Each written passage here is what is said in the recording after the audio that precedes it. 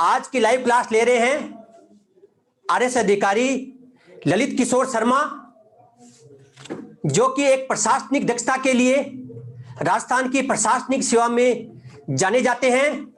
तो ललित शर्मा जी, जो कि पहले ही चांस में आरएस में चयन हुआ था, शानदार अधिकारी हैं। आपको आरएस के बारे में, प्रशासनिक सेवा के बारे में जो भी कंडीशनल क्वेश्चन हैं, क्योंकि आप आरएस की सेवा में जा रहे हो, तो आरएस की सेवा में किस प्रकार के कंडीशनल क्वेश्चन या आपको एक घटना देंगे, उस घटना दे दी, उस घटना का बेस्ट उत्तर क्या होगा, इससे जो आरएस का जो पैनल बोर्ड है वो आपकी प्रशासनिक क्षमता को आंकेगा। भी आप किस प्रकार के व्यक्ति हो, क्या आपका ब्रेन प्रशासनिक सोच को रखता है, क्या प्रशासनिक सोच को चेक करने के लिए ये सिचुएशनल क्वेश्चन आपसे पूछेंगे। भी आप एक प्रशासनिक अधिकारी हो, ये कंडीशन है, इसका समाधान कैसे करोगे, क्योंकि अभी आप आरएस अधिकारी बने नहीं हो, लेकिन उत्तर सही है या गलत आए, आप किस प्रकार से उस कंडीशन के बारे में अपने विचार रख रहे हो, विचारों से ही उनको पता चल जाएगा कि आप में प्रशासनिक दक्षता है या नहीं, या ओनली आपने किताबों को पढ़ के आए हो, आप एक अच्छी पर्सनैलिटी के व्यक्ति नहीं हो। तो इसलिए आज की जो लाइव क्लास है वो ले रहे हैं मैं, चंद्रपाल जांदू, सीपी जांदू। हम 100 लोगों ने एक टीम बनाई है। 100 लोगों की टीम का एक ही उद्देश्य है, कंधा से कंधे मिलाकर आपके साथ खड़े होना और आपका आरएस में चयन को 100% सुनिश्चित करना, यही हमारा प्रयास है। तो आज की क्लास प्रारंभ कर रहे हैं। मेरे जो आरएस अधिकारी हैं ललित किशोर शर्मा जी, उनका लाइव क्लास में वेलकम।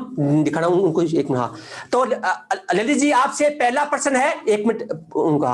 हाँ, आपका आज की लाइव क्लास में वेलकम, जितने भी प्रतिभागी हैं। हाँ, बहुत बहुत धन्यवाद और गुड इवनिंग एवरीबॉडी।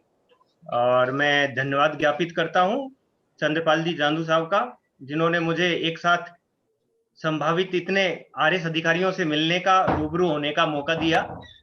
और मैं सबसे पहले आप सभी को बहुत बहुत शुभकामनाएं और बधाई देता हूं कि आपने 2 चरण पूर्ण करके, 2 स्टेजेस को क्रॉस करके और आप इस इंटरव्यू में आए हो।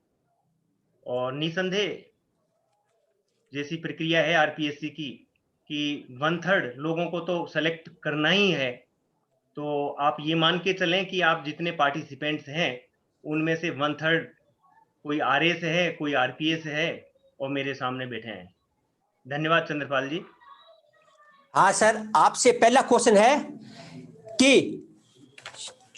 इलेक्शन हो रहे हैं, इलेक्शन पंचायतों या एमएलए के इलेक्शन हैं, बूथ पर एक इलेक्शन बूथ बना हुआ है, तो इलेक्शन है वो पंचायतों के हो सकते हैं या एमएलए के हो सकते हैं। तो बूथ पर जो भीड़ इकट्ठी हो गई, तो भीड़ इकट्ठी हो गई, वो उपद्रव कर रही है, तो इलेक्शन आपको स्मूथली करवाना है। तो इलेक्शन को स्मूथली करवाने के लिए आप भीड़ को किस प्रकार से कंट्रोल में करेंगे ताकि इलेक्शन की प्रक्रिया सही ढंग से चल सके। देखिए, मैं सबसे पहले आपको बताना चाहूंगा कि मैं राजस्थान पुलिस सेवा से हूं। 2001 में मेरा सिलेक्शन हुआ था और उसके बाद मैंने कई जगह, करीब 10 जगह मैं डिप्टी एसपी के पद पर रहा, 3 जगह एडिशनल एसपी रहा और उसके पश्चात लगभग 4.5 साल मेरा लंबा अनुभव एसओजी का रहा। जहां तक अभी चंद्रपाल जी ने बताया कि इलेक्शन जो चल रहे हैं, चाहे किसी भी असेंबली के हो, पार्लियामेंट के हो, पंचायत के हो, निगम के हो, सभी में कुछ चीजें ऐसी कॉमन होती हैं जो पहले तो इलेक्शन से पहले की होमवर्क होता है, जो किया जाना होता है पुलिस के लेवल पर, प्रशासन के लेवल पर, ताकि स्मूथ, बिल्कुल इम्पार्शियल और शांतिपूर्ण चुनाव संपादित हो। उसके लिए हर क्षेत्र में पुलिस और प्रशासन मिलकर कुछ ऐसे असामाजिक तत्वों की छटनी करनी होती है, उन्हें पाबंद करवाना होता है, जिनका की रिकॉर्ड हिस्ट्री क्रिमिनल रही हो, ताकि वो उनको समय पर पाबंद करवाया जा सके और एक स्मूथली फ्री एंड फेयर चुनाव करवाया जा सके।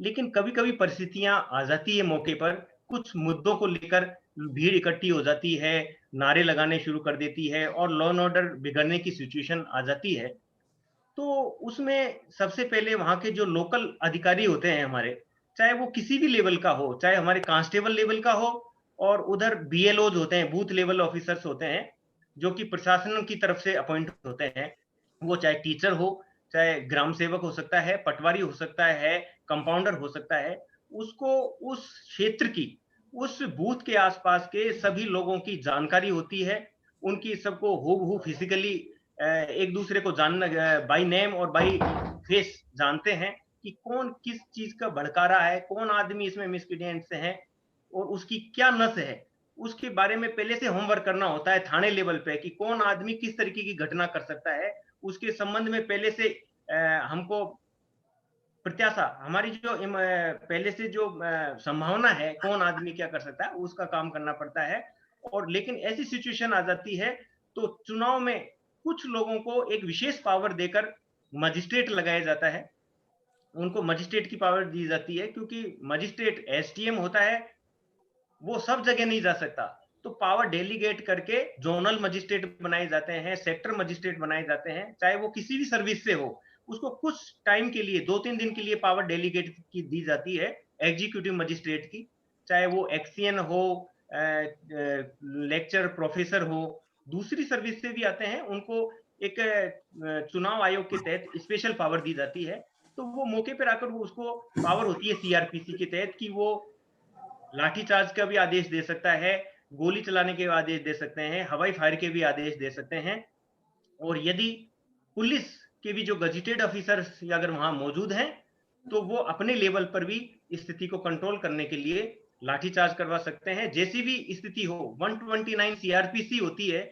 इसके तहत पुलिस और प्रशासनिक अधिकारी को ये पावर दी जाती है कि मिनिमम फोर्स का यूज करते हुए आप स्थिति को कंट्रोल करने के लिए, शांति बनाए रखने के लिए आप पावर फोर्स का यूज कर सकते हैं, चाहे उसके लिए मिनिमम यूज, अगर उसको लगता है मौके पर कि गोली चलानी है और हवाई फायर करने हैं, उससे भीड़ तितर बितर होगी, तो वो भी कर सकता है, कि केवल लाठीचार्ज से ही काम चल जाएगा तो वो पर्याप्त है, केवल गैस फायर करनी है तो 129 के तहत उसको अधिकार है, वो निपटने के लिए कर सकते हैं। तो चुनाव में फिर जैसी मौके की स्थिति होती है उस तरीके से अपनी प्रशासनिक जो एकदम प्रेजेंस ऑफ माइंड जो होती है वहां पर, जो भी अपॉइंटिंग अथॉरिटी है जो तैनात है, तो उसके हिसाब से उसको अपने जज्बात, अपने दिमाग का, अपने स्थितियों का परीक्षण करते हुए उसका मुकाबला करना होता है। आपसे अगला क्वेश्चन है कि अभी यूरिया का बंटवारा हो रहा है, वितरण हो रहा है किसानों को, तो यूरिया का बंटवारा हो रहा है, किसानों की भीड़ इकट्ठी हो जाती है और वो डिमांड करती है कि सबसे पहले हमको दे। तो जो भीड़ आक्रोशित है किसानों की यूरिया को लेने के लिए, तो भीड़ को, किसानों की भीड़ को कैसे कंट्रोल करें, क्योंकि पंजाब में अभी यूरिया की समस्या चल रही है, पंजाब में अभी यूरिया की कमी है। तो ऐसा अगर कंडीशन हो जाती है, यूरिया को लेकर किसानों की भीड़ इकट्ठी है, तो उस भीड़ को कैसे कंट्रोल में किया जाए? देखो, मैंने बताया कि किसी भी अभियान को करने से पहले, किसी भी असाइनमेंट और बड़े कार्य को करने से पहले, उससे पूर्व जो भी होमवर्क है वो बहुत ही उपयोगी होता है। आप जो इस कार्य में लगे हुए अधिकारी हैं, चाहे वो एग्रीकल्चर के हों, साथ में तहसीलदार या एडमिनिस्ट्रेशन से एसडीएम हो या पुलिस हो, उनको एक इसके लिए एक कार्य प्रणाली, एक प्लानिंग, एक एसओपी बनानी होगी कि कितने लोगों का हमारे पास में स्टॉक है, कितने लोगों को वितरण किया जाना है। भीड़ इकट्ठी करने से पहले वो इस तरह की प्लानिंग बना सकते हैं। आजकल डिजिटल और टेक्नोलॉजी का जमाना है कि इतने लोगों को मिलेगा, उतने लोगों को ही बुलाया जाए, जैसे रिजर्वेशन होता है या जिसका क्रमांक होता है वो ही लोग वहां आए जिसका की नंबर है। जैसे पासपोर्ट बनाते हैं हम, तो उसको मैसेज जाता है कि भाई आपको इस तारीख को आना है वहां पर, तो ताकि एक अनावश्यक जो भीड़ है उसको आने से रोका जा सकता है। उनके एक तरीके से एक सिस्टम बना के उनको उसका वितरण किया जाए, तो नहीं तो भीड़ होगी, और अनावश्यक कोरोना का भी है तो उससे संक्रमण की स्थिति भी पैदा नहीं होगी और लोगों में अफरा तफरी नहीं मचेगी। उसको अगर पहले से ही पता होगा तो वो लाइन तोड़ के आगे आने का प्रयास नहीं करेगा, एक दूसरे से भगदड़ नहीं मचेगी। जैसे मैं आपको बताऊं कि बड़े बड़े मंदिरों में दर्शन के लिए भी ऑनलाइन व्यवस्था होती है। और उनका वैष्णो देवी में भी आप जाएंगे तो आपको क्रमांक मिलेगा कि आपका इतना नंबर इतने बजे आपको लाइन में जाना है, ताकि और लोग आराम से तसल्ली से बैठकर उसका इंतजार कर सकते हैं। जब उनका नंबर आता है उससे पहले ही वो उस लाइन में जाके लगते हैं, ताकि ऐसी कोई अप्रत्याशित घटना की या आगे पीछे होने की या भगदड़ की कोई संभावना नहीं रहती। तो ये मैनेजमेंट के ऊपर है कि आपका मैनेजमेंट कितना अच्छा है। इसी तरीके से मैं आपको एक चीज बताऊं, आपका आरएस का इंटरव्यू है तो ऐसा तो नहीं है कि जितने इंटरव्यू में आज में सबके सब जाके आरपीएससी घुघरा घाटी में जाके बैठ जाओगे, ऐसा नहीं होगा। एक सिस्टम है कि आपको इतने तारीख को इतने लोगों को कॉल किया है, नेक्स्ट डे इतने कॉल किया है, 2 दिन की छुट्टी है तो उसके बाद मंडे को इतने लोगों का इंटरव्यू होगा। एक नियोजित एक नीति, जितना एक सक्षम प्रशासनिक और सूझबूझ वाला जो अधिकारी होता है वो मिलजुल के एक ऐसी योजना बना सकते हैं। और लोगों में अप्रत्याशित जो है कि कई तरीके की धांधलियां होती है, कई ऐसी अफवाहें हैं कि साहब खत्म हो जाएगा, ये हो जाएगा। तो लोगों को, जो जिम्मेदार समाज के लोग हैं, जो जिम्मेदार किसान हैं, उनको बिठा के उनकी भी एक कमेटी बनाई जा सकती है कि भाई आप लोग इनको समझाइए कि आपका नंबर इस तारीख को आएगा, आपका इस तारीख को आएगा, ताकि अनावश्यक अफवाहों से बचें। अगला क्वेश्चन आपसे है, किसी सरकारी या प्राइवेट हॉस्पिटल में किसी गलती के कारण किसी मरीज की मृत्यु हो जाती है और मरीज के परिवार के लोग और अन्य लोग सबको लेकर सड़क के ऊपर बैठ जाते हैं और डॉक्टर या हॉस्पिटल पे कार्रवाई की मांग करते हैं, यानी किसी मृत्यु को लेकर सरकारी हॉस्पिटल या प्राइवेट हॉस्पिटल के खिलाफ जो आक्रोश है मन में जनता का, तो उसको वो लोग हैं सबको लेकर सड़क पे बैठते हैं। तो ऐसी कंडीशन लोग भी 100 है साथ में सड़क पे बैठे हैं, रास्ता जाम कर दिया, तो ऐसी कंडीशन को हम कैसे हैंडल करेंगे? देखिए, कोई भी घटना होती है तो उसके मूल तत्व को जानना बहुत जरूरी है। कई बार होता है, ऐसा नहीं कहते बिल्कुल, एक तो ऑटोमेटिकली एक नेचुरल कोर्स में भी किसी मरीज की मृत्यु हो सकती है। कभी कभी परिजनों को लगता है कि इसमें मेडिकल स्टाफ की लापरवाही रही और उसके कारण हमारे परिजन की जान चली गई, तो उनका आक्रोशित होना स्वाभाविक है। लेकिन हर चीज की घटना हो चुकी, जो आदमी मर चुका वो वापस नहीं आ सकता, ये हम सब जानते हैं। लेकिन उसके लिए एक जांच शब्द है इंक्वायरी, कि वाकई इसमें क्या गलती रही, तो उसके लिए एक जांच कमेटी बनाई जा सकती है, उनको समझाया जा सकता है। और ये प्रावधान है कि कोई भी अगर ट्रीटमेंट के दौरान मृत्यु होती है तो उसके लिए राज्य सरकार ने एक कमेटी का गठन कर रखा है। सीएमएचओ की स्थिति में सीएमएचओ और एडीएम और एक डॉक्टर और होता है, वो बैठ के केवल मेडिकल नहीं, उसमें एडीएम मजिस्ट्रेट को भी शामिल करते हैं, और वो कमेटी उस ट्रीटमेंट की, उसकी जो पूरी ट्रीटमेंट हिस्ट्री रही है उसकी पूरी जांच करती है। और उसके बाद अगर वो इसमें लगता है कि उनकी लापरवाही रही, तो उसके पश्चात आपराधिक प्रकरण पुलिस में दर्ज होता है और उसके खिलाफ कार्रवाई होती है। रही बात मौके की, कि मौके से उनको कैसे हटाया जाए, तो उनको समझाइश के द्वारा ही किया जा सकता है। और अगर समझाइश नहीं मानते हैं तो उनको फिर फोर्सफुली भी हटाने का पुलिस को और उनको अधिकार है, क्योंकि लंबे समय तक ऐसा नहीं है कि वो रास्ता रोक के रखेंगे। तो ऐसा उचित नहीं है, न्यायिक दृष्टि से उचित नहीं है, कानूनी दृष्टि से उचित नहीं है। आपके किसी रिश्तेदार ने कोई क्राइम कर दिया है, आपके भाई या परिवार के सदस्य या कोई रिश्तेदार जिसने क्राइम कर दिया है और उसको अरेस्ट करने की मांग चल रही है, आप उसको अरेस्ट करने के लिए आप घर आते हैं, तो आपके परिवार के लोग और अन्य लोग कहते हैं भी आपका भाई है या आपके परिवार का एक हिस्सा है, आप इसको मतलब कि अरेस्ट मत करो। तो ऐसी कंडीशन में क्या आप आपके परिवार का या कोई भी व्यक्ति है उसको अरेस्ट करोगे या छोड़ दोगे? दोनों में से आप क्या करोगे? देखिए, अगर इस स्थिति में हो आप कि एक अधिकारी हो, तो अधिकारी होकर आदमी कभी भी अपने परिवार को लेके किसी को सिफारिश नहीं करेगा, खुद बैकफुट पर कभी नहीं आना चाहेगा।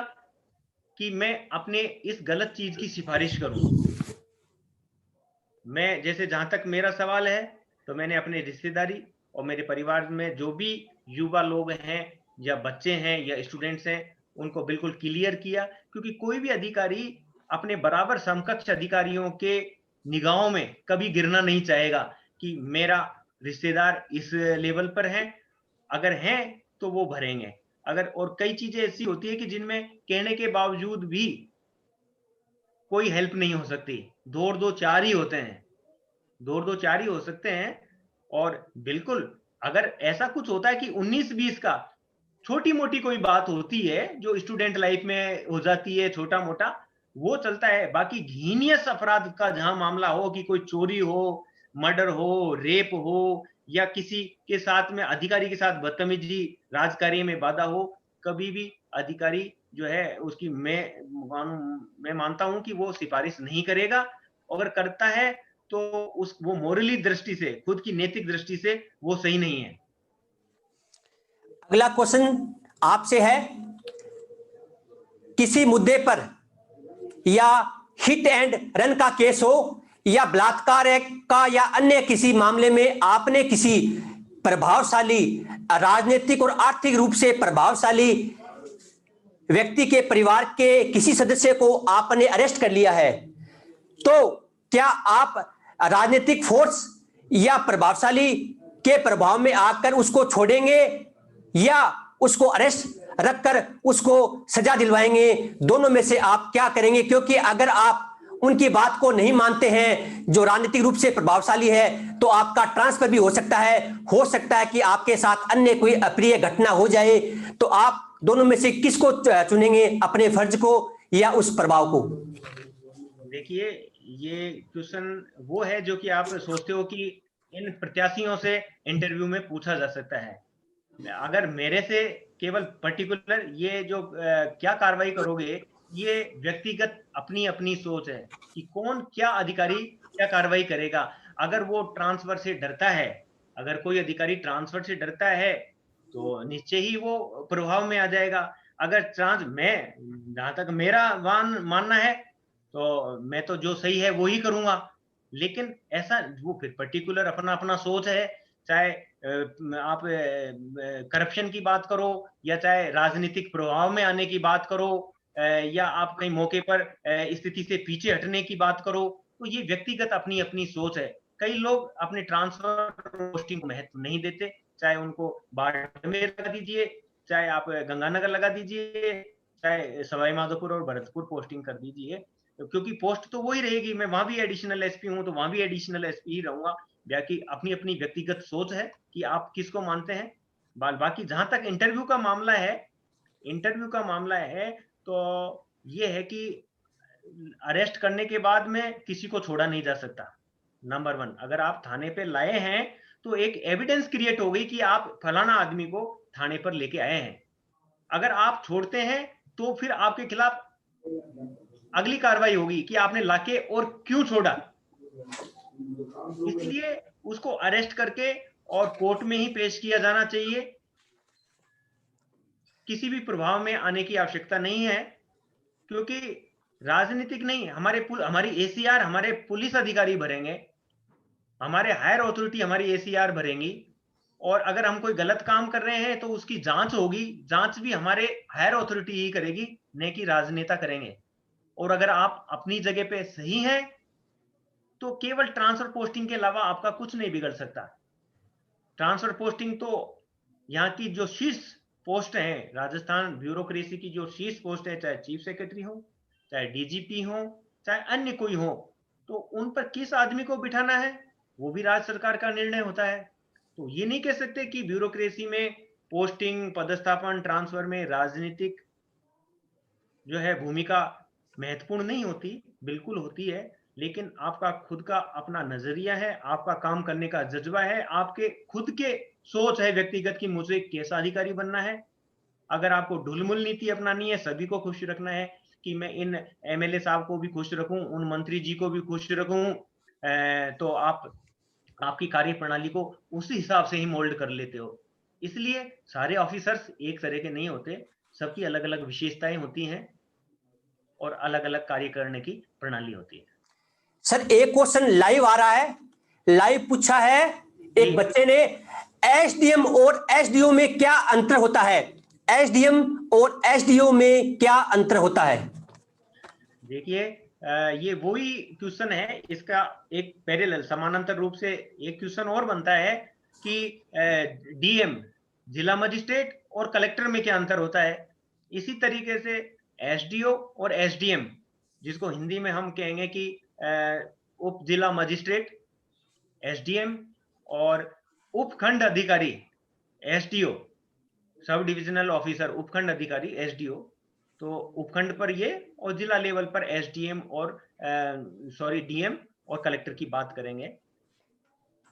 क्या है कि जब कलेक्टर रेवेन्यू मामले डील करता है, जब किसी जमीन लैंड डिस्प्यूट्स हैं या रेवेन्यू मैटर्स को डील करता है एज ए मजिस्ट्रेट, तो वो रेवेन्यू ऑफिसर जब वो कहलाएगा कलेक्टर, जिला कलेक्टर, रेवेन्यू से संबंधित जब मैटर्स को डील करेगा। और जब वो लॉ एंड ऑर्डर की सिचुएशन डील करेगा, तब वो डीएम डिस्ट्रिक्ट मजिस्ट्रेट कहलाएगा। जब वो सीआरपीसी के तहत पावर यूज करेगा, तो वो मजिस्ट्रेट डीएम डिस्ट्रिक्ट मजिस्ट्रेट कहलाएगा।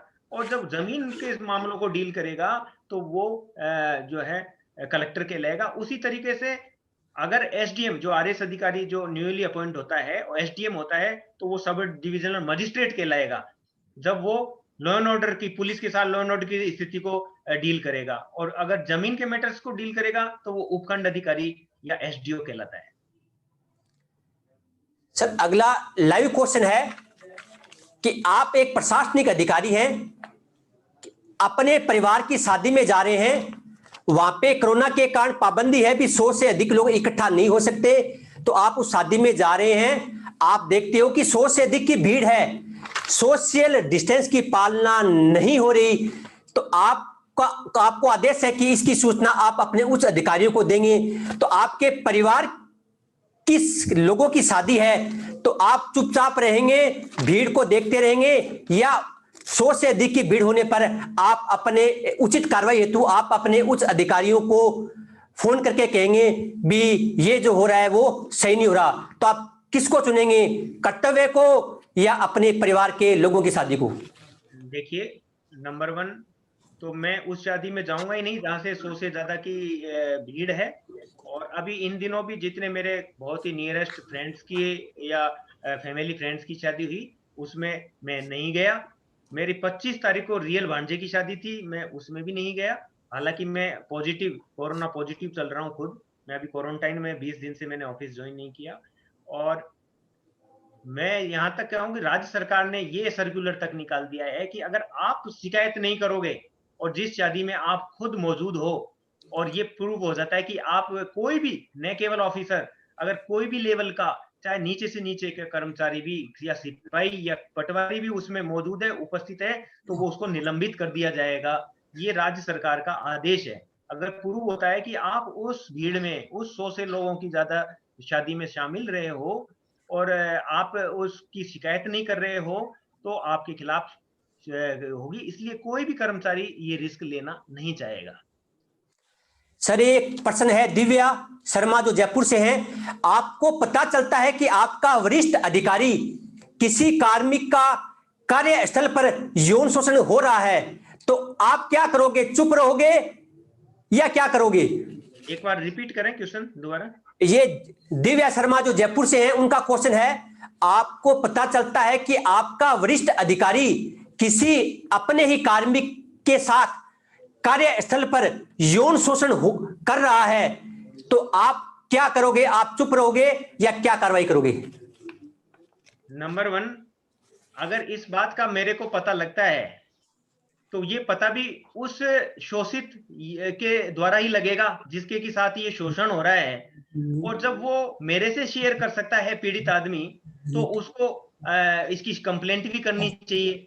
जब वो मेरे से शेयर कर सकता है और उसमें इतना मादा है कि वो अपने साथ जो भी कोई भी घटना हो रही है, जो मेरे साथ शेयर कर रहा है या कर रही है, तो निसंदेह वो अपनी बात को पुलिस थाने पे या उस अथॉरिटी से भी हायर अथॉरिटी पे पहुंचाने की जरूर सक्षम और ताकत रखता होगा, अगर वो मेरे से मिलता है और मेरे से कहता है, तो मैं उसको मोटिवेट करूंगा सही लेवल पर, सही स्टेज पर जाके, और उसका जो है उस बात को रखी जाए और उसका जो है प्रॉपर जगह पे जाकर उसकी कंप्लेंट हो और कार्रवाई हो। अगला क्वेश्चन सर जयपुर से है, पवन शर्मा। इनका क्वेश्चन है कि आप पंजाब के सीएम हैं या पंजाब के उस क्षेत्र के बड़े अधिकारी हैं जहां पर किसान आकर अपनी मांगों के लिए रेलवे ट्रैक पर बैठ गए हैं, तो आप लॉ एंड ऑर्डर खराब हो रहा है, तो इसके लिए आप किसानों को ट्रैक से हटाने के लिए फोर्स को काम में लोगे या नहीं लोगे? देखिए, चाहे किसानों का मांग हो या चाहे कम्युनल सांप्रदायिक दंगे की बात हो, चाहे एक्सीडेंट को लेके और रोड जाम करने की बात हो, या चुनाव में किसी मुद्दे को लेकर और कानून व्यवस्था बिगड़ने की बात हो, मैंने पहले भी आपको निवेदन किया कि इतनी बड़ी लार्ज स्केल पर अगर कोई भीड़ हो तो उसको फोर्स यूज के द्वारा हटाना बड़ा मुश्किल होता है, अव्यवहारिक होता है, कई बार यूज करना पड़ता है। लेकिन हर मुद्दे का एक कोई कारण होता है, उस कारण जो मुद्दे जो भीड़ है उसमें कई लोगों का आपको सिलेक्शन करना होता है कि कौन लोग हैं जो कि निर्णायक हैं, जो नीति निर्धारक हैं, जो इनके लीडर्स हैं। उन लीडर्सों को आपको अपने विश्वास में, कॉन्फिडेंस में लेना पड़ता है, उन लोगों से डायरेक्ट अपना संवाद स्थापित करना होता है, चाहे गुर्जर आंदोलन हो। तो मेन मुद्दा उनकी जो कोर ग्रुप है उसको हमको जानना होता है, उसमें से हमारी जो सीक्रेसी है, हमारी जो इंटेलिजेंस है, जो हमारी मुखबिरी है प्रशासन की, सरकार की, उसकी यही सक्षमता है कि इनमें कौन कौन लोग हैं जो कि इनको लीड कर रहे हैं। सर ये है, अगर सर आप सीएम हो, अगर आप सीएम हो तो क्या एक्शन लोगे एज ए सीएम के रूप में? चाहे सीएम हो चाहे पीएम हो, कभी भी जो है बातचीत से ही समाधान निकलता है बड़े बड़े मुद्दों का। अतः ये ऐसा नहीं है कि हम जाते ही हम किसी एक फोर्स यूज करेंगे, कभी सीएम कभी नहीं देगा, मैं भी कभी लॉ एंड ऑर्डर के लिए फोर्स को यूज करने की कभी परमिशन नहीं दूंगा। उसका समाधान केवल बातचीत के द्वारा, एक दूसरे के बैठ के मुद्दों पर लंबी चर्चा के द्वारा, उनके जो नेता हैं, जो लीडर्स हैं, उनसे बात के द्वारा ही उसका समाधान निकालना व्यवहारिक है और वही उचित है। अगला क्वेश्चन है, आपको पता चलता है कि आपका, ये है दिव्या शर्मा फ्रॉम जयपुर, आपको पता चलता है कि आपका वरिष्ठ अधिकारी रिश्वत लेता है, तो आप क्या करोगे?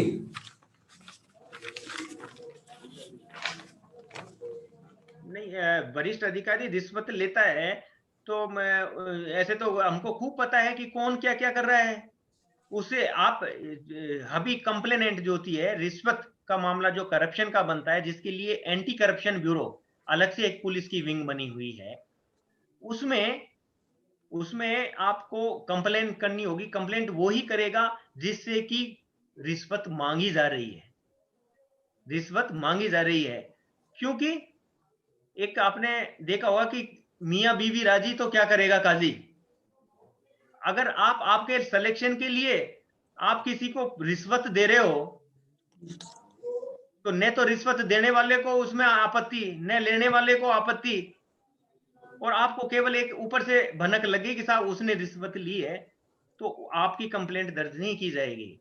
आप किसी की कंप्लेंट करोगे कि साहब वो लड़का और वो लड़की वहां चले गए, आपको पता है कि कौन क्या कर रहा है, आपकी कंप्लेंट नहीं सुनी जाएगी। जिसके साथ में घटना हो रही है, जो पीड़ित है, क्योंकि उसमें करप्शन में एक चीज है डिमांड। पहले उसमें जो कंप्लेंट होती है तो पहले तो एसीबी जो है, पुलिस है, वो वेरीफाई करती है कि वाकई ये जो कंप्लेंट कर रहा है वो सही कर रहा है कि या गलत कर रहा है। उसके लिए वो बात करवाते हैं, और वो जो डिमांड होती है तो फिर उसके वो सामने वो टेलीफोन करवाते हैं और उसको वो टैप करते हैं या सुनते हैं कि हमारे सामने बात करके बता कि वो वाकई आपसे डिमांड कर रहा है कि पैसों की। तो नंबर 1 स्टेज तो होती है डिमांड, नंबर 1। नंबर 2, ये जानना जरूरी है कि वाकई इसके पास में इसका कोई लेना देना भी है कि नहीं है, इस अधिकारी के पास कोई काम पेंडिंग है या नहीं है। नंबर 2, नंबर 3, उसके बाद में उसको कहते हैं कि जाइए आप रिश्वत लेके जाइए और आप उसको हैंड ओवर कीजिए, तो उसको मौके पर ही ट्रैप किया जाता है। तो तीनों जब स्टेज पूरी होती है तो इसकी कार्रवाई होती है। तो इसके लिए अगर मेरे को पता है कि कौन क्या ले रहा है, आपको पता है, आप बैठे हो कि कौन क्या कर रहा है, कौन कितने लोग हैं जो इलीगल एजुकेशन के क्षेत्र में भी इलीगल काम कर रहे हैं, वो भी आपको पता है। अन्य रेवेन्यू में कौन क्या कर रहे हैं आपको पता है। आप जो पार्टिसिपेंट्स हैं अलग अलग लेवल से आए हैं, अलग अलग प्लेटफॉर्म से, अलग अलग बैकग्राउंड से हैं। आपके किसान भी होंगे फादर, आपके किसी के और कुछ भी होंगे, दूध का भी काम करते होंगे, कुछ बैंक में भी होंगे। तो आपको भी पता है वहां बैठे बैठे कि कौन क्या ले रहा है, कि वहां जाते हैं तो नकल लेने में कौन कितने पैसे ले रहा है, कौन कर्मचारी कितने पैसे लेता है, बैंक से लोन लेते हैं तो बीच वाला कितने पैसे ले रहा है। कोई कह रहा है ट्यूशन मैं नहीं पढ़ाता, डिक्लेरेशन दे रहा है कि मैं ट्यूशन नहीं पढ़ाता, लेकिन फिर भी घर पे ट्यूशन पढ़ा रहे हैं। जो डॉक्टर है वो देखता है कि आप घर पर नहीं देखोगे, अगर आपकी पोस्टिंग है सरकारी है तो आप घर पर ट्रीटमेंट नहीं करोगे, पैसे नहीं लोगे, तो भी कौन कितने कर रहा है, तो कौन क्या कर रहा है। लेकिन अगर आप पीड़ित हैं तो ही वो कर सकते हो। मैं अगर केवल शिकायत करूंगा तो मेरे पास न तो उतनी एविडेंस है, जो पीड़ित है वो ज्यादा एविडेंस दे सकता है। इसलिए ही, क्योंकि मैं पीड़ित नहीं हूं तो फिर मैं कोर्ट में कैसे पेश होऊंगा, क्या मेरी एविडेंस होगी। जो फर्स्ट पार्टी है जो पीड़ित है वो ही सबसे इंपॉर्टेंट है। क्योंकि एक केस आया था, अभी मैं अब बात चली है तो मैं आपको 2 मिनट लूंगा। हालांकि सीआरपीसी में यह प्रावधान है कि एफआईआर कोई भी दर्ज करवा सकता है। एफआईआर मतलब क्राइम की इंफॉर्मेशन कोई भी दे सकता है। आपने देखा कि एक सड़क पर एक चाकू से किसी को गोद रहा है, तो आपकी ड्यूटी भी है कि आप फोन करके पुलिस में बताएंगे साहब ऐसा क्राइम हो रहा है और पुलिस तुरंत आई है। लेकिन एक ऐसा केस आया जब मैं कोटा में पोस्टिंग था कि एक कुछ लोगों का हुजूम आया थाने पर और एसपी साहब बैठे हुए थे कि आपकी साहब एक आदमी है जिसने फलाना जो लड़की है उसका रेप कर दिया, एफआईआर दर्ज कीजिए, एफआईआर दर्ज कीजिए। तो बड़ा मुद्दा था उसमें। जो होमगार्ड का एक सिपाही था उस पर आरोप लग रहे थे कि साहब हमने देखा एक फलाना लड़की के साथ रेप कर दिया, आप एफआईआर दर्ज कीजिए और उसको तुरंत अरेस्ट कीजिए। तो क्या आप बताइए करनी चाहिए क्या? अभी कोई मैं आपके ऊपर आरोप लगा दूंगा कि साहब इन्होंने ऐसा किया, तो क्या एफआईआर दर्ज करके तुरंत कार्रवाई करनी चाहिए क्या? कोई भी किसी भी डिग्निटी हायर लेवल के नेता के खिलाफ कोई भी कह देगा, आप बैठे बैठे यहाँ से गंगानगर से कि साहब उसके खिलाफ एफआईआर दर्ज कीजिए, उसकी तो धज्जी उड़ गई। अगर कोई महिला है तो उसकी तो इज्जत की धज्जियां उड़ गई। रिकॉर्डिंग यार कि रिकॉर्डिंग को इसलिए इंपॉर्टेंट है कि वो खुद जो पीड़ित है वो अपनी एफआईआर दर्ज करवाए अगर वो पीड़ित है। आप तो किसी भी कोई बहुत ही बड़ी कोई हीरोइन है या कोई बहुत बड़ी नेता है उसके खिलाफ आप अपने थाने में जो लगता है टिब्बी थाने में जाकर आप रिपोर्ट दे दोगे, वो कहेगी कि नहीं मेरे को तो करवानी ही नहीं है, कि नहीं नहीं हमने तो देखा है ऐसा, हमने तो देखा है, वो कहेगी नहीं मेरे साथ तो कुछ नहीं हुआ। तो वो मामला आपके ऊपर उल्टा पड़ जाएगा, मानहानि का आपके ऊपर केस करवा देगी वो पार्टी कि नहीं मेरे साथ तो ऐसा कुछ नहीं हुआ। तो ये है कि अगर कोई ऐसा होता है या रिश्वत का मामला हो या कुछ आप देखते हैं करते हैं, लेकिन अगर आपके जुरिडिक्शन में है, केवल मेरे कार्य क्षेत्र में है कि मैं एडिशनल एसपी हूं और मेरे जिले में अगर मेरे सबऑर्डिनेट कोई ऐसा काम कर रहा है और मेरे को पास शिकायत आती है तो मैं अवश्य ही उस पर एक्शन लूंगा, उसके खिलाफ जांच करवाऊंगा। लेकिन जिसके साथ में पीड़ा हो रही है वो मेरा साथ दे, वो खुद पार्टी बने, तभी जाके आगे कार्रवाई संभव होती है। आप सर एक उच्च अधिकारी हो और आपसे बड़े उच्च अधिकारी के साथ में मीटिंग हो सकता है सीएम के साथ मीटिंग हो सकता है मुख्य सचिव के साथ मीटिंग हो, रास्ते में जा रहे हो, रास्ते में कोई एक्सीडेंट हो गया, कोई घायल व्यक्ति पड़ा है, घायल व्यक्ति है, एक तरफ आपकी जरूरी मीटिंग है सीएम के साथ हो सकती है या मुख्य सचिव के साथ हो सकती है, तो आप उस घायल व्यक्ति जो आप लेके नहीं जाओगे, आधे घंटे के बाद में दम तोड़ देगा, तो आप घायल व्यक्ति को छोड़कर सीधे सीएम या मुख्य सचिव की मीटिंग में चले जाओगे, या आप घायल व्यक्ति को बचाने का प्रयास करोगे? ऐसी कंडीशन आपके सामने हो, आप एक उच्च अधिकारी हैं, तो साहब आप इसमें क्या डिसीजन लोगे? देखिए, ये मौके मौके की बात है। जहां तक आपका सवाल है, अगर किसी बंदे की, मेरी अगर शहर में पोस्टिंग है तो बहुत सारे विकल्प मेरे सामने खुले हुए हैं। अगर मैं घर से जा रहा हूँ सेक्रेटरीट सीएम के पास में, तो 22 गोदाम सर्किल पे ये हर चौराहे पर पुलिस है, और थाने की जो गाड़ी है वो तुरंत फोन करती है, चेतक 2 मिनट में मौके पर आ जाती है। 108 भी 2 मिनट पे शहर में मौके पे आ जाती है। और हो सकता है कि मैं उसको अपनी गाड़ी में रख के मैं कह दूंगा मेरे को सेक्रेटरी उतार दो, और गाड़ी सीधे एसएमएस चल जाएगी, मेरी खुद की गाड़ी लेके भी चली जाएगी। तो जहां तक शहर का मामला है, यहाँ अनेक विकल्प खुले हुए हैं। बात रही अगर ग्रामीण इलाके में आप जा रहे हो, जहां पर कि आपको बहुत बड़ा अधिकारी बुला रहा है, ग्रामीण इलाके में जा रहे हो, तो आपको इतना मार्जिन लेके चलना चाहिए कि गाड़ी पंचर भी हो सकती है आपकी। अगर सीएम साहब से मिलने जा रहे हो, तो आप ये भी ख्याल रखिए कि आपको 3 घंटे का मार्जिन, तो अगर बाहर से आ रहे हो, आप गंगानगर से अगर जयपुर मिलने आ रहे हो, या भरतपुर से जयपुर मिलने आ रहे हो, तो 2 घंटे का मार्जिन लगा के चलना ही चाहिए। आप इंटरव्यू देने जा रहे हो आरपीएससी का, और तो आप इतना मार्जिन लगा के तो अजमेर जाओगे, या तो शाम को जाके बैठ जाओगे आप अजमेर, या 8 बजे से आपका इंटरव्यू है तो आप सुबह 6 बजे ही पहुंच जाओगे। इसी तरीके से प्रोटोकॉल एक निर्धारित होता है कि आपका हायर लेवल की मीटिंग कितने लेवल की है। अगर चीफ सेक्रेटरी या सीएम मीटिंग ले रहे हैं, जब कलेक्टर एसपी की मीटिंग होती है जयपुर में, जब सीएम साहब लेते हैं, तो सब लगभग सभी लोग शाम को ही आ जाते हैं जयपुर, वो इतना मार्जिन लगा के चलते हैं। और अगर इमरजेंसी है तो आप कंट्रोल रूम को नोट करवा सकते हैं कि ये इमरजेंसी हो गई और मैं इसको लेके जा रहा हूं, मैं नोट करवा दी जाना ऊपर कि मैं इस कारण से आधा घंटे लेट हो जाऊंगा, तो उसको कोई अदरवाइज नहीं लेता है।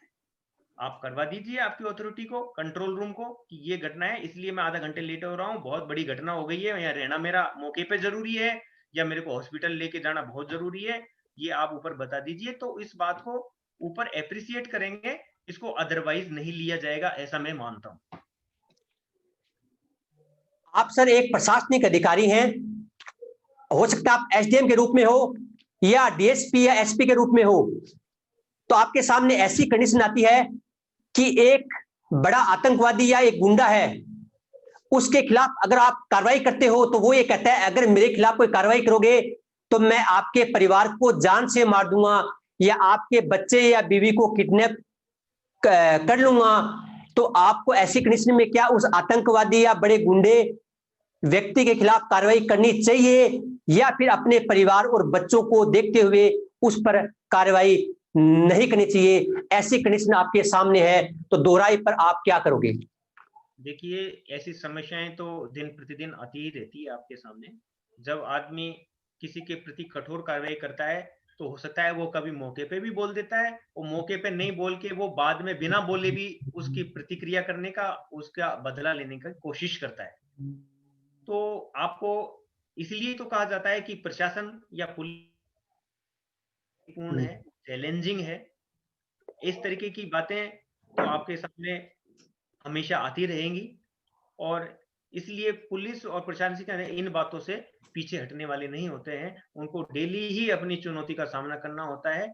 और ये तो चाहे आप कई बार देखें, चाहे जेल में आप डिप्टी सुप्रिंटेंडेंट हो तो कैदी लोग उनको चैलेंज देते रहते हैं, पुलिस में हो तो लोग वाग, क्योंकि आपका काम डेली उनको पकड़ने का, आपका काम डेली उनको जो है इंटरोगेट करने का होता है, उनका रिमांड लेने का होता है, उनके खिलाफ कार्रवाई करके उनको जेसी करवाने का होता है।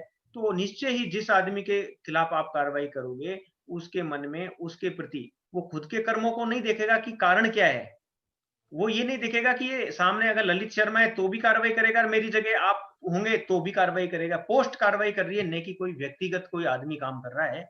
अगर मेरी जगह आप होंगे तो आप भी वही कार्रवाई करोगे, वही काम करोगे, वही एक्शन लोगे जो कि मैं ले रहा हूं। तो वो तो पोस्ट के ऊपर डिपेंड है। इसलिए हमें चारों निगाहों से चौकन्ना रहना बहुत आवश्यक है, और इन ऐसी बातों से, ऐसे चैलेंज, ऐसी चुनौतियों से हमें पीछे हटने की आवश्यकता नहीं है। सर आप एक एसडीएम या डीएसपी के पद पे तैनात हो, आपकी पत्नी बाजार जाती है और रोब दिखाकर भी मेरे पति तो एसडीएम है, मेरे पति तो डीएसपी हैं, वो सामान ले आती है, दुकानदार बेचारा किसी कारणों से सामान दे देता है, तो घर आकर बताती है मैंने ऐसे ऐसे शॉपिंग कर ली, मैं आज ये ले आई वो ले आई। तो क्योंकि आप पत्नी को डांट भी नहीं सकते, तो ऐसी कंडीशन में आपकी पत्नी फ्री की जो शॉपिंग करके लाई है तो घर में आपके सामने आ गई, तो आप क्या करोगे? देखिए, अगर आपकी शादी पहले ही हो गई तो उसकी बात मैं कर नहीं सकता, और अगर आरएस बनने के बाद में मेरे को पता है कि आप ऐसी महिला से शादी नहीं करोगे जिसके विचार इतने निम्न स्तर के हों, क्योंकि आदमी जो जो ऊपर चढ़ता है तो ही उसकी सोच, उसके संस्कार वो उसी तरीके से ऊपर बढ़ेंगे।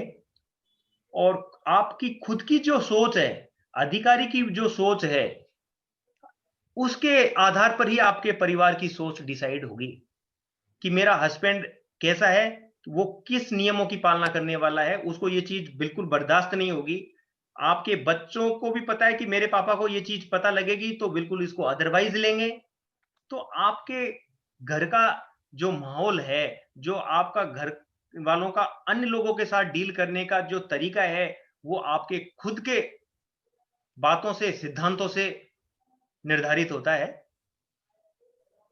तो और अगर मैं नहीं मानता कि किसी का आरएस और आरपीएस की बीवी जाके इस तरीके से करेगी, मैं बिल्कुल ऐसा नहीं मानता कि वो इतने कम सोच वाली, क्योंकि कभी भी कोई अधिकारी इस चीज के लिए उसको अलाउ नहीं करेगा। अगला क्वेश्चन सर आपसे है कि आप एसडीएम या डीएसपी के रूप में आप अपने कार्यालय में जाते हैं, आप आरएस बन गए या आरएस में आप आरएस अधिकारी एसडीएम बन गए या डीएसपी बन गए, तो आप अपने कार्यालय में पहली बार जा रहे हो तो आपका आरएस में चयन होता है एसडीएम के रूप में, मतलब कि आरएस के रूप में और डीएसपी के रूप में, तो आप पहली बार दोनों ही पोस्ट पर जा रहे हो, ज्वाइन किया है आपने, ज्वाइन करते ही सबसे पहले आप क्या करोगे?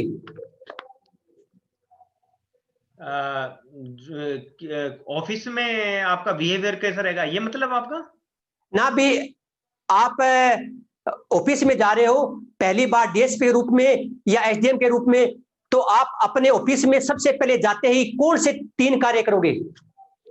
भाई, ऑफिस में जाते ही सबसे पहले आपके जो पर्सनल जो स्टाफ है, सबसे पहले पर्सनल जो स्टाफ होता है उसको बुलाकर और उससे मीटिंग की जाती है कि कौन कौन तो मेरे पर्सनल स्टाफ में है और यहाँ का क्या कार्य है।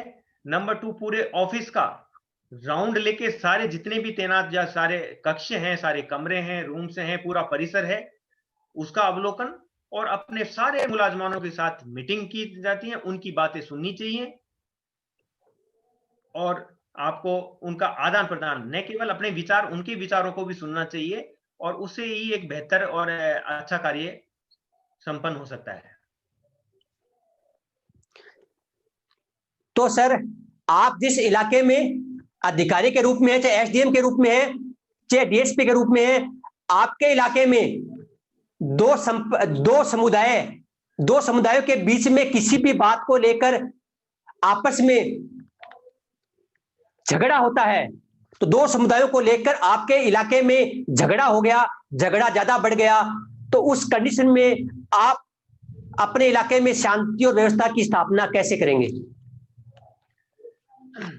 देखिए, काफी पहले से कुछ विजिलेंट अधिकारी होते हैं, वो पूर्व से ये प्रयास करते हैं कि ऐसी कोई समस्या, ऐसी कोई स्थिति नहीं आए कि ताकि सांप्रदायिक सद्भाव बिगड़े, क्योंकि सांप्रदायिक सद्भाव बिगड़ने के बाद में जो स्थितियां हैं वो किसी भी हद तक जा सकती हैं और उसको बहुत अदरवाइज लिया जाता है और पुलिस और प्रशासन के जो अधिकारी हैं उनके परफॉर्मेंस के अगेंस्ट माना जाता है कि ऐसी परिस्थितियां क्रिएट हुई। इसके लिए जो सक्षम और जो समझदार अधिकारी होते हैं वो पूर्व से ही ऐसा कुछ होमवर्क रखते हैं कि ऐसी क्या परिस्थिति उत्पन्न हो सकती है जिसके कारण ऐसी समस्या हो। तो उन मुद्दों को पहले से ही, चाहे कोई मंदिर मस्जिद का मामला हो, कोई बाउंड्री का मामला हो, कोई पेड़ का मामला हो, कोई आने वाला कोई ऐसा त्योहार हो जिस पर कि सांप्रदायिक सद्भाव बिगड़ सकता हो, तो उसके लिए पहले से ही होमवर्क करके समाज के जो प्रतिष्ठित लोग हैं उनकी मीटिंग करके, शांति समिति के लोगों से बात करके, सीएलजी के सदस्यों से बात करके, और जो कुछ बदमाश हैं उनको पहले से ही पाबंद करके, और ऐसी कुछ काम पहले से ही करके रखते हैं ताकि ऐसी स्थिति नहीं आए। लेकिन इसके बावजूद भी कभी-कभी परिस्थितियां ऐसी आ जाती है कि एक कोई इमरजेंट, कोई एकदम ऐसा कारण होता है कि बिल्कुल ही ऐसा एकदम तुरंत ही ऐसा कोई परिस्थितियां बन गई और लॉ एंड ऑर्डर बिगड़ गया।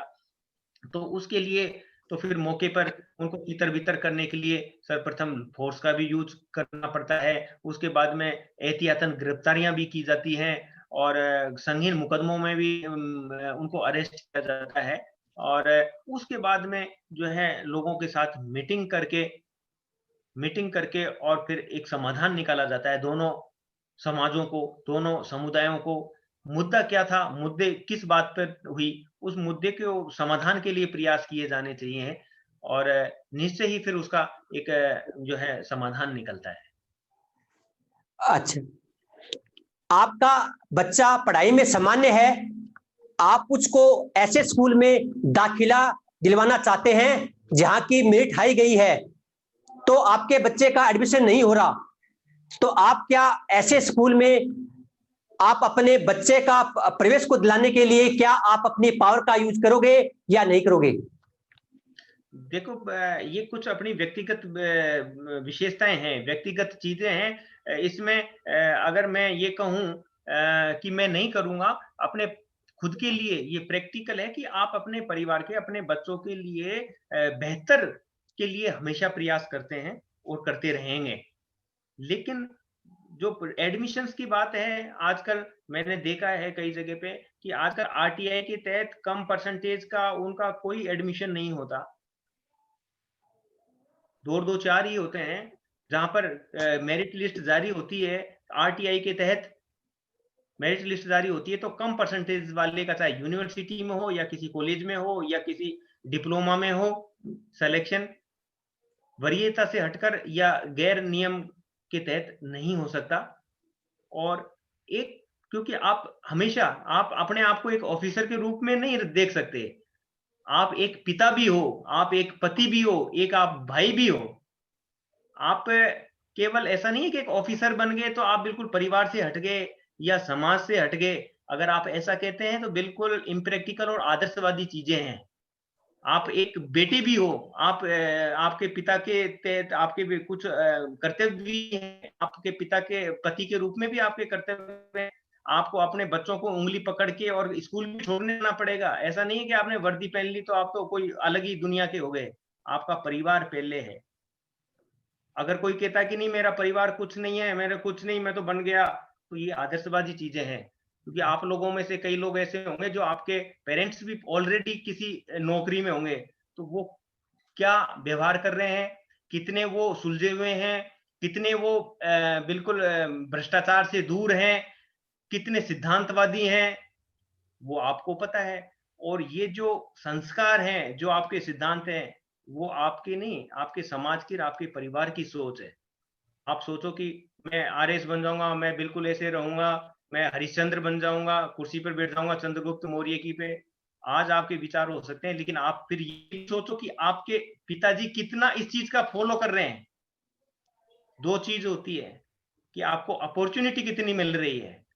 जो इस नौकरी में नहीं है, वो कहता है मैं ये कर दूं, वो कर दूं, अगर मेरे को आरएस बना दे तो मैं तो बिल्कुल भ्रष्टाचार खत्म कर दूं, क्रिमिनल को खत्म कर दूं। और जब आप बन जाते हो, उसके बाद में आपका क्या बिहेवियर होता है। जिसको मौका पड़ता है तो वो एक टीचर भी बहुत भ्रष्ट हो सकता है, एक कंपाउंडर भी बहुत भ्रष्ट हो सकता है। तो केवल आप ये नहीं कह सकते कि साहब, अभी एक क्वेश्चन भी आ रहा था टाइप हो गया कि क्या पुलिस को भ्रष्टाचार का पर्याय, अभी मैं पढ़ रहा था स्क्रीन पर, कि पर्याय माना जाता है। मैं कहूंगा कि हर डिपार्टमेंट में हर तरह के लोग हैं। हर डिपार्टमेंट में, चाहे रेवेन्यू हो, मेडिकल हो, एजुकेशन हो, एग्रीकल्चर हो, जुडिशियरी हो, पुलिस हो, सब तरह के सब में लोग हैं। क्योंकि ऐसा तो नहीं है कि साहब की वहां भ्रष्ट तो सारे पुलिस में चले गए और सब बहुत अच्छे सारे एजुकेशन में आ गए। आपने देखा होगा भी यूनिवर्सिटी का रजिस्ट्रार भी कोटा में अरेस्ट हुआ था पैसे लेते हुए। अभी एमएनआईटी का जो प्रोफेसर था वो अभी अरेस्ट हुआ था। अभी डॉक्टर अरेस्ट हुआ था। ऐसा नहीं है कि साहब सारे तो वहां पहुंच गए और वहां सारे एक अलग ही माइंड लेके इस डिपार्टमेंट में पहुंच गए। अभी ग्राम सेवक और पटवारी भी खूब डेली अरेस्ट होते रहते हैं। क्यों? क्योंकि हर डिपार्टमेंट में हमारे भाई हैं, हमारे कोई मामा का लड़का है, मतलब हमारे समाज के लोग हैं। मैं किस बैकग्राउंड से आया हूं, मेरी व्यक्तिगत सोच नहीं होगी कार्यप्रणाली की, मेरे परिवार की क्या सोच है, क्या संस्कार हैं। अगर मेरा परिवार के मेरे फादर मेरे को सिखाएंगे कि बेटा बिल्कुल कोई गलत काम नहीं करना, बिल्कुल ईमानदारी से चलना, ये करना, तो वो उस हिसाब से काम करेगा। अगर वो ऐसे समाज में जाके बैठेगा, भरतपुर रेंज के उससे होगा वो कि साहब पिताजी ने वो कहा यार हमारे तो मामा के लड़के के अभी ओडी लाए थे, अब उन्होंने वो फ्लैट खरीद लिया और अब देखना यार वैसे में सिलेक्शन हो जाए जब एक वो गाड़ी खरीदूंगा और फिर माइन लेके बंगला में रहूंगा, और उसके तो साहब सगाई में इतने आए थे और टीके में इतने आए थे, अब मैं भी इतने करूंगा। तो उसको क्या घर से ही उसके दिमाग में भर देते हैं। उसकी जो सराउंडिंग होती है, उसकी जो समाज की सराउंडिंग होती है, वो उसका मेंटल स्टेटस तैयार करती है कि मेरे को क्या किस चकाचौंध में। कई लोग अधिकारी बनने के बाद में बात तो अभी तो करेंगे, हम ये कर देंगे वो कर देंगे, फिर उनका देखना आप शादी के बाद में कितना तो वो दहेज की मांग करेंगे। फिर किसी उसके दिमाग में होगी बिल्कुल स्टैंडर्ड की मैं तो फलाना ऐसी लग्जरी गाड़ी लूंगा, मैं ये लूंगा। तो उसकी सोच व्यक्तिगत सोच नहीं है, उसके जो समाज के लोग उसको क्या देखना चाहते हैं। मैं गांव से, मैं जब आरपीएस में सेलेक्ट हुआ और ट्रेनिंग के बाद में ट्रेनिंग चल रही थी मेरी, तो मेरे गांव में लिंक रोड जाने के लिए, मेन रोड से जाने के लिए एक साधन बहुत कम होते थे। तो वह हमारे चलते हैं जुगाड़, जुगाड़ टाइप के कुछ चलते हैं, उसमें बैठ के मैं गया जहां पर वो बिना रजिस्ट्रेशन के होते हैं, इंजन लगा के और उसके 4 पहिए लगा के। और आपने देखा होगा, आप भी उस बैकग्राउंड से होंगे, जो कि उसको जुगाड़ बोलते हैं, जिसका बिना रजिस्ट्रेशन की वो गाड़ियां चलती है और बहुत कम पैसों में। तो मैं उसमें चूंकि ट्रेनिंग में था तो बहुत ही कम केवल पेमेंट मिलती थी, और तो मैं उसमें बैठ के गया, क्योंकि पर्सनल गाड़ी से नहीं, मैं बस से गया वहां लिंक तक, बस से फिर उतर के उसमें गांव में गया। फिर दोबारा गया तो फिर मैं बस से ठेठ तक गया, तीबारा गया तो कुछ। तो वहां के जो लोग थे, दोस्त थे मेरे, और जो वहां मेरे बस स्टैंड पे गांव के लोग मिले कि अरे यार तू तो डिप्टी बन गया, लेकिन तू तो यार इसमें बैठ के आया, तू काहे का डिप्टी है, तू किस चीज का है यार, तू कह रहे यार कोई नहीं कह सकता, तू झूठ बोल रहा है, तू डिप्टी एसपी बन गया, तू झूठ बोल रहा है, हमको विश्वास नहीं होता कि तू इस तरीके से साधारण वे में आ रहा है। तो वो सोच किसने बनाई मेरी? समाज के लोगों ने, मेरे मिलने वालों ने, मेरे परिवार के लोगों ने, कि अरे यार नहीं, ये लोग तो मेरे को कुछ अन्य रूप में देखना चाहते हैं कि मैं खुद पर्सनल ड्राइविंग करके और गाड़ी से उतरूं मैं, साथ में और मेरे कोई बैठा हो। तो वो चीज कौन तैयार करता है? हमारा समाज। क्योंकि हम कहां से आए हैं? पुलिस में आए हैं, जो कोई अलग समाज से थोड़ी आए हैं, वो भी इसी जमीन मंडल से आए हैं। और अलग अलग डिपार्टमेंट में नहीं आते कि साहब ये लोग तो इस डिपार्टमेंट में जाएंगे, आपके नंबर ज्यादा आएंगे आप आरएस बन जाओगे, 2 नंबर कम आएंगे आप आरपीएस बन जाओगे, उससे कम आएंगे आप डीटीओ बन जाओगे। ऐसा कोई क्राइटेरिया नहीं है कि साहब मेरा इस ब्लड का ओ का है तो मेरे को तो भ्रष्टाचार इस ग्रुप में ज्यादा है तो मेरे को इस सर्विस में ही जाना है। वो तो आपके मार्क बताएंगे कि आप पुलिस में जाते हो, आपका चयन होता है, या आपका डीटीओ बनते हो, या आप अधिकारी बनते हो। तो क्या है कि हर डिपार्टमेंट में हर तरह के लोग हैं। मैं किसी डिपार्टमेंट की बात नहीं करता, जिसको जहां मौका मिलता है ना वो कहीं नहीं चूकता। उसकी जो लालसा है, उसकी जो लालच है, वो एक ऐसा नहीं कि चोरी चाहे 1 रुपये की हो, नियत खराब होनी हो, चाहे 1 लाख रुपए की हो, बराबर है। पता तब लगता है जब आपको अपॉर्चुनिटी मिले, आपको अपॉर्चुनिटी मिल रही है और आप उसको दोहन नहीं करते, तब माना जाएगा कि आप। एक दुकानदार बोलता है कि यार पुलिस तो बहुत यार खराब है साहब, ये मैंने कहा तेरे को एक बार थानादार बना देते हैं 1 महीने के लिए, फिर तेरे को पता लगेगा कि तू तेरे वचनों पे और सिद्धांतों पर कितना, वो 1 महीने में पूरा 10 साल के कोटा पूरा करने की सोचेगा। तो आदमी की सोच एक दूसरे के कमेंट करना बड़ा इजी है, खुद की सिद्धांतों पर रहना वो खुद की आपकी व्यक्तिगत सोच है। सबकी अलग अलग सोच है, सबकी अपनी अपनी आवश्यकताएं हैं, सबकी अपनी अपनी वरीयताएं हैं, सबका अपना अपना पारिवारिक बैकग्राउंड है। तो आदर्शवादी चीजों को बिल्कुल, आपका कहने का मतलब है भी संपूर्ण विभाग भ्रष्टाचार नहीं हो सकता। कुछ लोग हैं जो किसी भी विभाग में हो सकते हैं, उनके खिलाफ कार्रवाई भी होनी चाहिए। तो भ्रष्टाचार एक प्रशासनिक मुद्दा नहीं है, भ्रष्टाचार एक व्यक्तिवादी मुद्दा है। कुछ लोग भ्रष्टाचार हो सकते हैं। तो सर आपसे अगला क्वेश्चन है, आप जिस इलाके में प्रशासनिक अधिकारी हैं, उस इलाकों में आपके बच्चों के एग्जाम हैं और वहां पे लाउड स्पीकर चल रहा है, वो किसी धार्मिक समुदाय का चल रहा है, तो आप अपने बच्चों की पढ़ाई को खराब होने के लिए, या आप अधिकारी हो, आपके पास फोन आता है, सर हमारी पढ़ाई खराब हो रही है, हमारे एग्जाम है बोर्ड के और ये लोग तेज आवाज कर रहे हैं, अगर आप उन पे कार्रवाई करते हैं तो लॉ एंड ऑर्डर बिगड़ सकता है, तो ऐसी कंडीशन में आप क्या करेंगे? नहीं, ऐसी स्थिति में बिल्कुल बंद किया जाना चाहिए और बंद करते हैं। लॉ एंड ऑर्डर बिगड़े तो बिगड़ जाइए, जो आपको स्टैंड तो लेना ही होता है। लॉ एंड ऑर्डर ऐसी कोई चीज नहीं है कि साहब उसके चक्कर में आप डिसीजन ही नहीं लो और आप हाथ बांध के बैठ जाओ, ऐसा नहीं है। बिल्कुल बंद करवाना पड़ता है और बंद होते हैं। जयपुर में बिल्कुल 10 बजे के बाद में नहीं चलते, बिल्कुल ही नहीं चलते। तो सर अगला क्वेश्चन है, कोरोना काल में राज्य में पर्यटन उद्योग को, पर्यटन, आप इस कोरोना काल में राजस्थान के पर्यटन उद्योग के आप पर्यटन सचिव हैं, तो आप ऐसे, तो आप पर्यटन सचिव के नाते पर्यटन उद्योग को कोरोना काल में पुनः जीवित करने के लिए या पर्यटन उद्योग को बढ़ाने के लिए आप सचिव के रूप में क्या कार्य करोगे? एक सेकंड होल्ड करना। हाँ ड्राइवर साहब आ जाइए आप।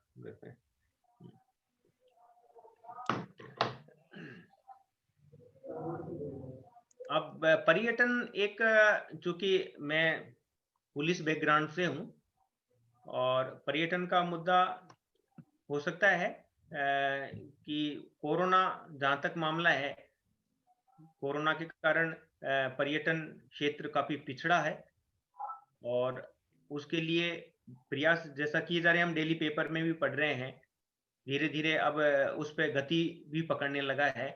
लेकिन जहां तक पर्यटन को बढ़ाने का मामला है, वही कि उसके लिए एक प्लानिंग बनानी चाहिए, टाइमिंग्स सेट करने चाहिए। जितने भी हमारे ऐतिहासिक केंद्र हैं, जहाँ की दर्शनीय क्षेत्र हैं, चाहे वो कोई बड़ा पार्क हो या म्यूजियम हो या बड़ा बिरला मंदिर हो या आपके और राजस्थान के या और कहीं के भी हो, उसके लिए एक पॉलिसी, अभी लाइव दर्शन का भी कंसेप्ट चला है और उसके लिए उन्होंने बहुत ही, अब जो पर्यटन के लिए आवश्यक है टूर एंड ट्रेवल्स, उसके लिए भी काफी सुविधाएं प्रदान की है सरकार द्वारा, बड़ा इजी किया गया है। बाहर के लोगों को कोई असुविधा नहीं हो, उसके लिए अलग बूथ बनाए जा रहे हैं। जो बाहर की जो गाड़ियां होती हैं उनको चेकिंग और अनावश्यक पुलिस के द्वारा या परिवहन द्वारा कई फॉर्मेलिटीज को लेकर परेशान नहीं किया जाए, रजिस्ट्रेशन के द्वारा परेशान नहीं किया जाए, उसके लिए भी प्रयास किए जा रहे हैं, क्योंकि इससे हमारी बहुत बड़ी अर्निंग होती है राज्य सरकार को पर्यटन के लिए। लेकिन अभी क्योंकि ये अंतर्राष्ट्रीय लेवल की फ्लाइट्सें भी बंद हैं, उसके लिए बहुत ही कम आजकल हवाई यात्राएं और यात्री आ रहे हैं और बाहर की विदेशी मुद्रा बहुत ही कम हमारे अर्जित हो रही है पर्यटन लो के कारण। तो उसका बढ़ना बहुत आवश्यक है और कई चीजें हैं, वो डिपार्टमेंट का अपना एक अलग मुद्दा है, अलग गाइडलाइंस हैं, उनकी एक अलग योजना है पर्यटन क्षेत्र की। अगला क्वेश्चन सर करंट है, युवाओं के लिए है।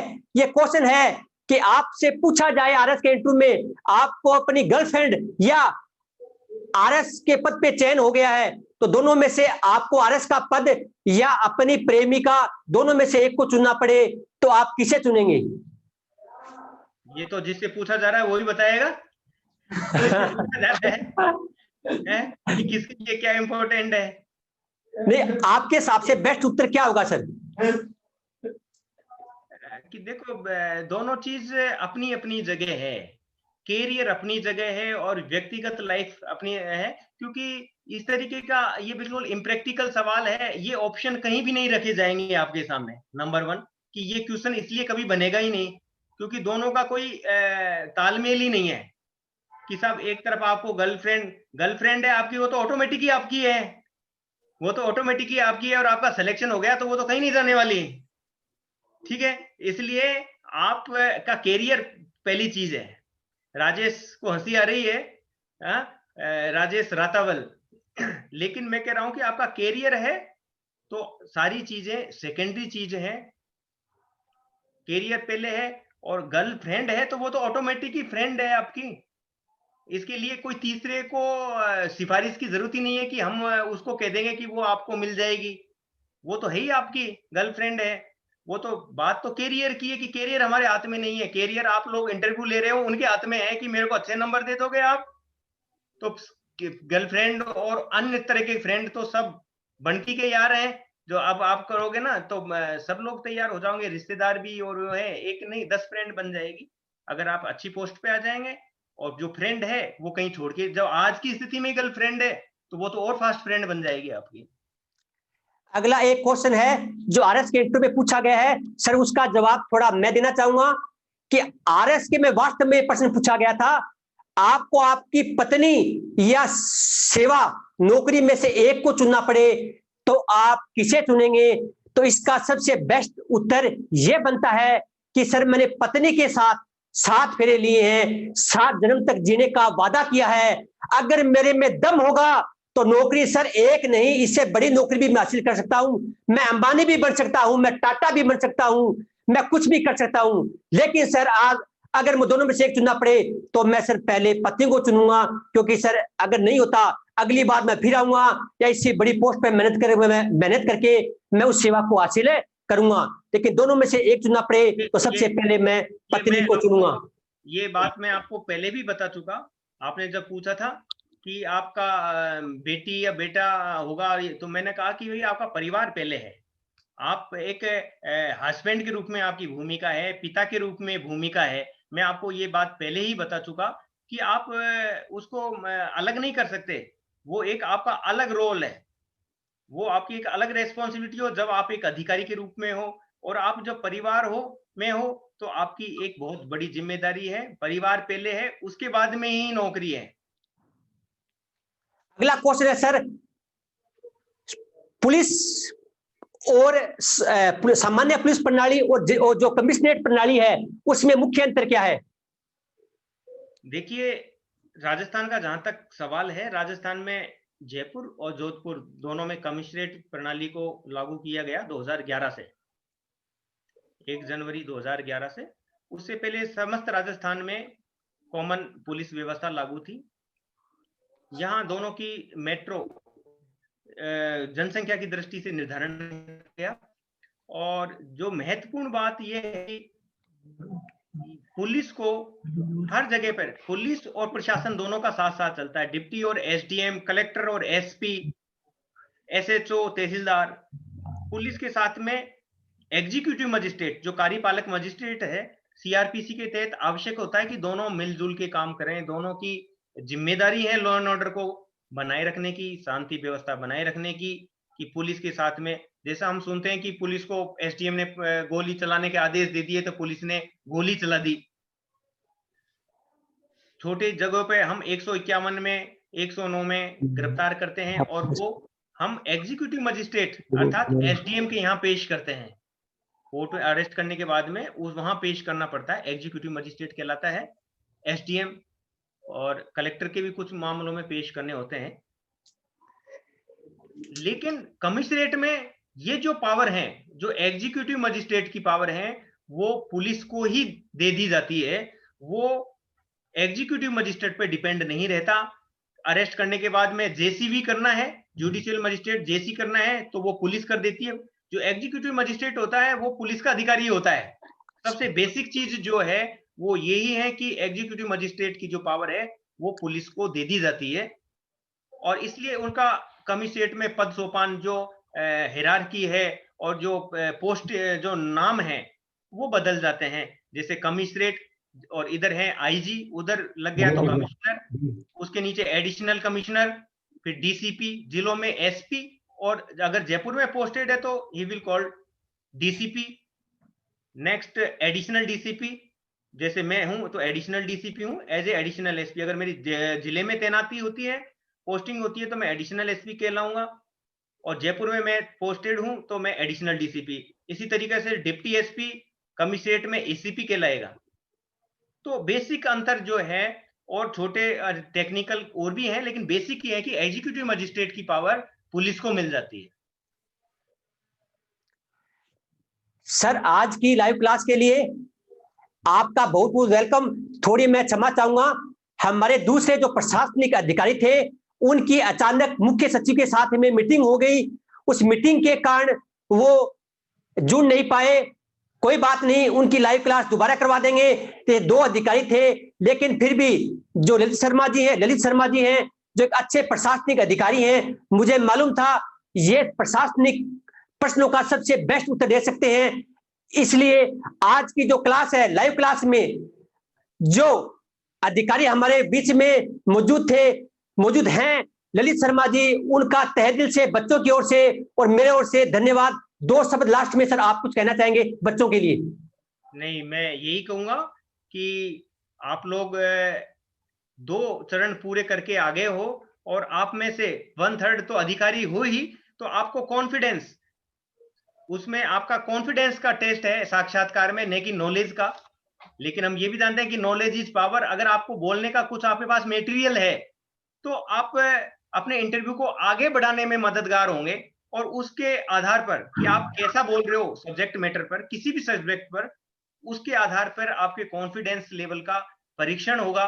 आपके जो स्टाइल है, आपका कॉन्फिडेंस है, आपकी बॉडी लैंग्वेज है, वो पर्सनैलिटी टेस्ट में देखा जाता है। तो आप इसमें अपने आप को कॉन्फिडेंट रखें, और मैं आपको बहुत बहुत शुभकामनाएं देता हूं कि आप में से बहुत से लोग मेरे साथ जो है चयन होने के बाद में काम पे आएंगे, मेरे साथ काम करेंगे। और बहुत बहुत शुभकामनाएं। आपसे लोगों से मुखातिब होने का मौका मिला, इसलिए चंद्रपाल जानू जो हमारे बहुत ही अच्छा मेरा फ्रेंड है, और हम यूनिवर्सिटी में एक दूसरे के बहुत ही जो कोर ग्रुप होता है उसमें थे, इसलिए इन्होंने मेरे को कोरोना काल में भी स्क्रीन पर आने के लिए बाध्य किया, तो मैं मना नहीं कर पाया। बाकी मैं पॉजिटिव चल रहा हूँ, कोरोना पॉजिटिव। और आज ही मैंने आपसे आने के लिए शेव वेव की थी, मैंने कि मेरे को स्क्रीन पर आना है, और मैं आपसे बहुत अच्छा लगा।